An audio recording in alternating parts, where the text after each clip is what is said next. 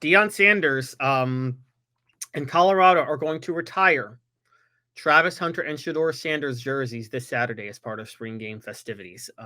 Okay, do we know if they're retiring the jerseys or the jersey numbers? The jersey numbers. The jersey numbers. Okay. That means they cannot be used. Yes, they cannot be used. Now,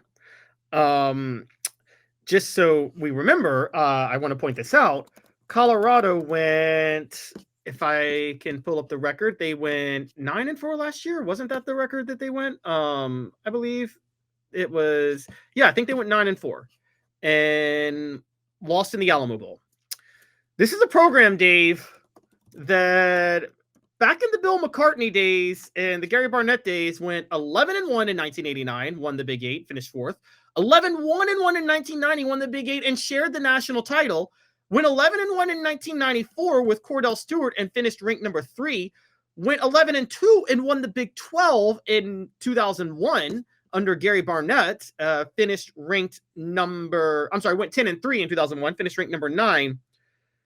And so this isn't like this is a program without a decent amount of history. And last year was not that special, unique to its history, even though I give Deion Sanders a lot of credit for the job. Now, I'll just throw this out. Retiring Travis Hunter's jersey, I get it. He's a Heisman winner. You win a Heisman, you have a case to get your jersey retired, right? Then it gets interesting. Yes, but then it gets interesting. Retiring Shedeur's jersey. I want Shedeur on the Titans. I'm a Titans fan. I want Shedeur. He's better than Cam Ward. I want Shedeur Sanders. I think he's an NFL superstar. He shouldn't have his jersey retired. Here's the problem, though.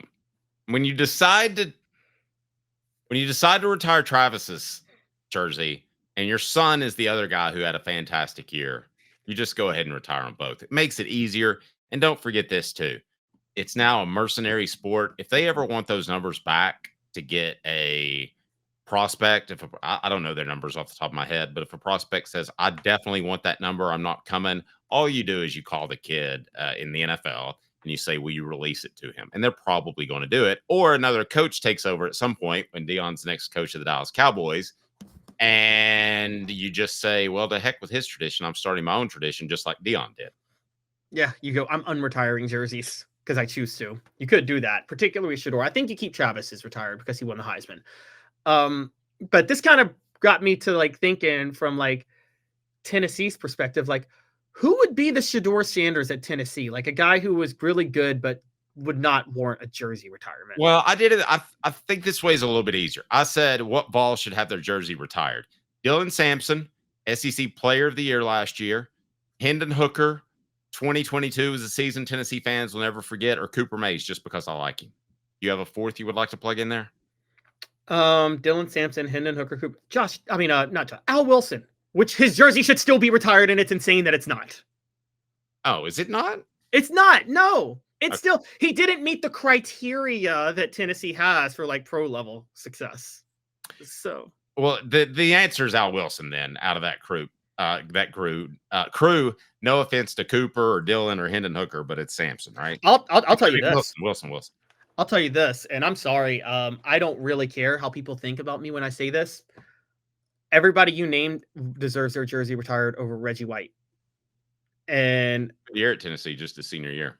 Yeah, Reggie White literally warrants as much of a jersey retirement as Shedeur Sanders did. What did he do? He had one All-American season where he set a record for sacks. Okay, so he set a record. How many other people have set records at Tennessee? Why don't we retire Dustin Colquitt's number for being the all-time leading punter at Tennessee? Okay, so it's like, sorry. All the kids want the 47. Exactly. Reggie White's number should be retired. How about this? Would you unretire Reggie White's number to retire Al Wilson's if you had to choose? Oh, yeah, I probably would. By the way, General Ursa says, why? I mean, they were good players, but they didn't accomplish anything that significant. That's what I'm kind of asking you. With Hunter won a Heisman. That counts. No, I think he's talking about Tennessee's players that I mentioned.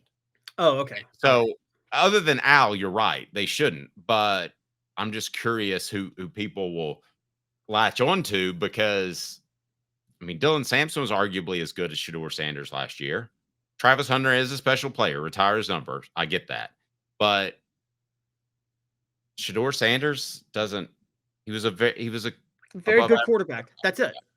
Like again, I there wasn't anything like he didn't set any records, win a Heisman, or win a national championship or anything like that. So no, I'm not I don't get this one at all. Now I'll say that, and by the way, when they retired Peyton's jersey, for the record, it was after he was putting together a Hall of Fame career in the NFL. Took him like 7 years, and then he came back and retired. But yeah, if we're talking about the Colorado players not doing anything special, look, I'll say, like, coming up front, I am going to go back on my soapbox on this. Yeah, it's Reggie White. Reggie White did nothing special at Tennessee. Greatest defensive lineman in NFL history, greatest defensive end in NFL history. I get it, but his production at Tennessee did not warrant a retired jersey at all. Now, some people rip it on the Colorado guys. Listen, I'll dance with you all day long with Shedeur Sanders. That shouldn't have his jersey retired, but Travis Hunter, is a 3-way player. He caught a touchdown pass. He ran for a touchdown. I think he threw a touchdown. He did everything that you could possibly imagine. So, and he won a Heisman. That's like a pinnacle.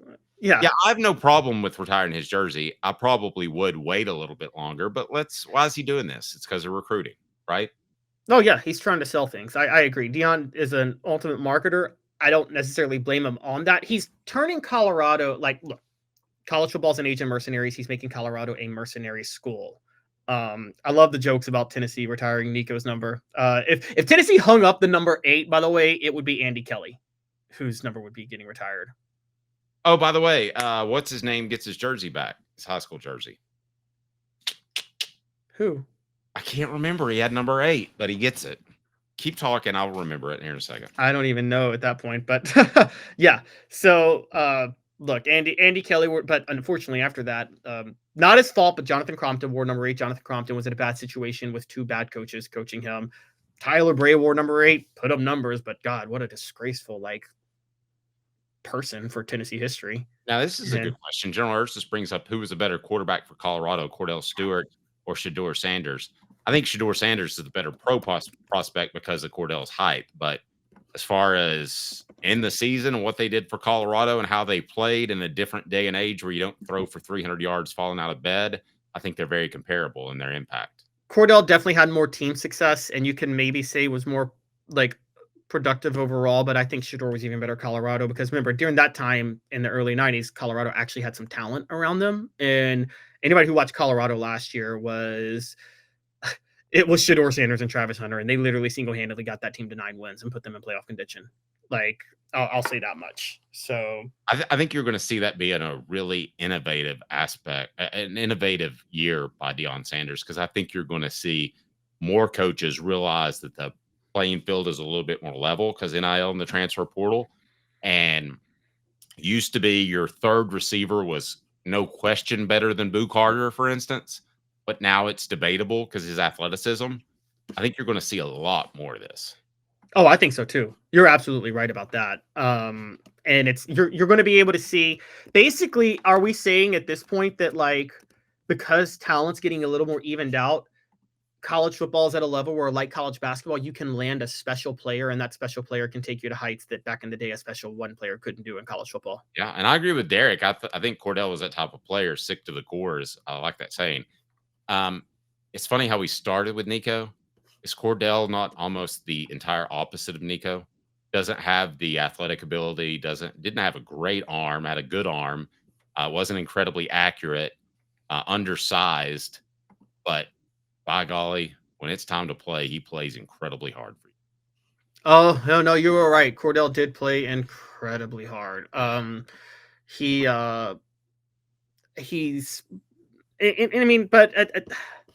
Yeah. And I didn't realize, T. Scott saying what he said. So did he say a former Tennessee quarterback or just a former Tennessee player said Nico didn't have it up there? And I don't know. Because if it's a former Tennessee quarterback, there's only 5 or 6 people I can think in my head that would say that to him. Well, yeah, it's because typically they've had quarterbacks play for years, and the ones that live around town, you know who they are. Yeah, exactly. The ones that you'd be close with. So I have a feeling we could take a stab at it and get pretty close. I think so too. I think we could too. Yeah. But yes, as Derek said, Cordell had Michael Westbrook, Rashawn Salam. Cordell had a lot of talent.